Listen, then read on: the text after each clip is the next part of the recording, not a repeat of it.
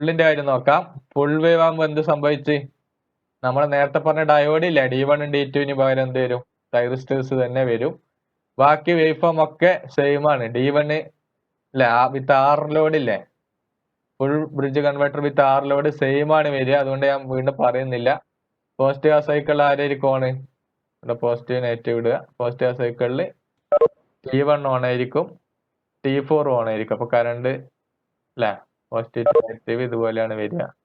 Positive ആ സൈക്കിളിൽ T1 T4 on ആണ് അല്ലെ. നേരത്തെ നമ്മൾ T1 and D2 എന്നാ പറഞ്ഞത്. അതിന് പകരം ഇവിടെ എന്ത് വരും T1 and T4 on.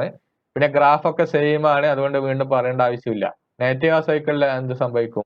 Negative ആ സൈക്കിളിൽ ഇവിടെ നെഗറ്റീവ് അല്ല എയും ബിയിലാണ് നമ്മൾ AC കൊടുക്കുന്നത്, ഇവിടെ പോസിറ്റീവ് അല്ലെ. നേരത്തെ വരച്ച പോലെ വെച്ചാലും ഓക്കെ ആണ്. നെഗറ്റീവ് ആ സൈക്കിളിൽ T3 ആണ് ഓൺ അല്ലെ. T3 ഓൺ, പോസിറ്റീവ് വരുമ്പോൾ T2.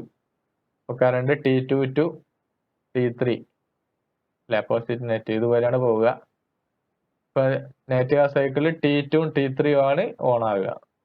നമ്മളെ പൾസൊക്കെ കൊടുക്കണം, ട്രിഗറിങ് പൾസൊക്കെ കൊടുക്കണം കേട്ടോ. അപ്പൊ നിങ്ങൾ ഗ്രാഫ് അത് തന്നെ വരച്ചാൽ മതി. നേരത്തെ ഇല്ലേ ഈ ഗ്രാഫ് ഇത് തന്നെ വരച്ചാൽ മതി. ഫുള്ളാവുമ്പോൾ ഇത് തന്നെ വരച്ചാൽ മതി. ഇവിടെ D1 മാറ്റുക കേട്ടാ. D1 വരെ എന്താണ് T1 T2 T3 T4 എന്നല്ലേ. ഇപ്പൊ T1 and T4 അങ്ങനെ എഴുതിയാൽ മതി. വേറെ ബുദ്ധിമുട്ടൊന്നും ഇല്ല ഇതില് ഫുള്ളില്. ഇനിയുള്ളത് വിത്ത് റെസിസ്റ്റീവ് RL ലോഡാണ്. RL ലോഡാകുമ്പോൾ ഞാൻ നേരത്തെ വരച്ച അത് തന്നെയാണ് വരച്ചിരിക്കുന്നത് അല്ലെ. പോസിറ്റീവ് സൈക്കിളിൽ ആരാണ് ഓണ്? പോസിറ്റീവ് സൈക്കിളിൽ നിങ്ങൾക്ക് നോക്കാം T1 ഓണ് T4 അല്ലെ. T1 T4 ആണ്. അപ്പൊ കറണ്ട് എങ്ങനെ പോകും? പോസിറ്റീവ് ഇങ്ങനെ വന്ന് നെഗറ്റീവിലേക്ക്. T1 T4 ആണ്. RL ലോഡ് ആയതുകൊണ്ട് എന്താ പോസിറ്റീവ് ആ സൈക്കിളും കഴിഞ്ഞ് നെഗറ്റീവ് ആ സൈക്കിളിന്റെ കുറച്ച് ഭാഗത്തേക്കും കൂടി കറണ്ട് ഫ്ലോ ഉണ്ടാവും ആ ഇൻഡക്ടറിലുണ്ട് അല്ലെ. ഇപ്പൊ നിങ്ങൾ നേരത്തെ വരച്ച പോലെ തന്നെ T1 ഓൺ ആകുമ്പോൾ ഇത് T1 and T4 ഓൺ ആവുന്നതാണ് കേസാണ് അല്ലെ. ആ കേസ് ഇതാ ഇവിടെ മുതലാണ് വോൾട്ടേജ് ഉണ്ടാവുക.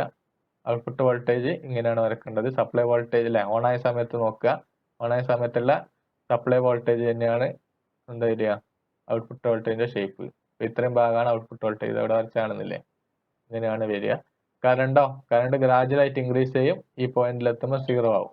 ഇൻഡക്ടർ അല്ല, ഇൻഡക്ടറിലുകൊണ്ട് കറണ്ട് ഗ്രാജുവലായിട്ട് കൂടിയിട്ട് സീറോ ആവും. ഈ സമയത്ത് T1 T4 ആണ് ഓൺ. ഇപ്പൊ നിങ്ങൾ വോൾട്ടേജ് ഏതെങ്കിലും ഒന്ന് കുറെ വരക്കൊന്നും വേണ്ട, ഏതെങ്കിലും ഒരു തൈറിസ്റ്ററിന്റെ കാണിച്ചാൽ മതി. ഇപ്പൊ VT1 കാണിച്ചാൽ മതി. ഇപ്പൊ T1 ഓൺ ആകുന്നതിന് മുമ്പ് ഓഫ് ആണ് T1 അല്ലെ. ഈ പോയിന്റിലാണ് ഓൺ ആകുന്നത്. അതിന് മുമ്പ് അപ്പോ വോൾട്ടേജ് എന്ത് വരക്കണം? സപ്ലൈ വോൾട്ടേജ് എന്താണോ അത് തന്നെയാണ് തൈറിസ്റ്ററിന്റെ വോൾട്ടേജ്. സപ്ലൈ വോൾട്ടേജിന്റെ അതേ ഷേപ്പിലൂടെ വരക്കുക. ഓൺ ആയി കഴിഞ്ഞാൽ ചെറിയൊരു ഓൺ വോൾട്ടേജിലേക്ക് കാണിക്കുക. ഈ പോയിന്റിൽ എത്തുമ്പോൾ വീണ്ടും SCR ഓഫ് ആവും. പിന്നെ എന്ത് വരക്കുക? വോൾട്ടേജ് എന്ത് കാണിക്കുക? സപ്ലൈ വോൾട്ടേജ് എന്താണോ അത് തന്നെ അതേ ഷേപ്പിൽ വരക്കുക. അക്കാര്യം ശ്രദ്ധിക്കാനുള്ളൂ. ലോഡ് വോൾട്ടേജ് വരക്കേണ്ടതും തൈറിസ്റ്ററിന്റെ എങ്ങനെ ഗ്രാഫ് വരക്കേണ്ടതും നിങ്ങൾ ശരിക്കും ഒന്ന് മനസ്സിലാക്കണം.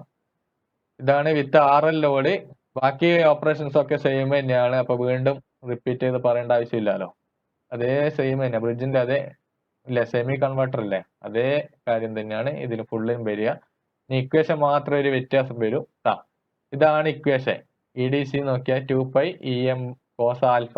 നേരത്തെ 1 + cos ആൽഫ ആയിരുന്നു, ഇപ്പം cos ആൽഫ ഉള്ളത്. ഇപ്പൊ വീണ്ടും എന്താ കോസിന്റെ മാക്സിമം വാല്യൂ 1 മിനിമം വാല്യൂ -1 ആണ്. ഇവിടെ നിങ്ങൾ -1 അപ്ലൈ ചെയ്ത് നോക്കിയാട്ടെ.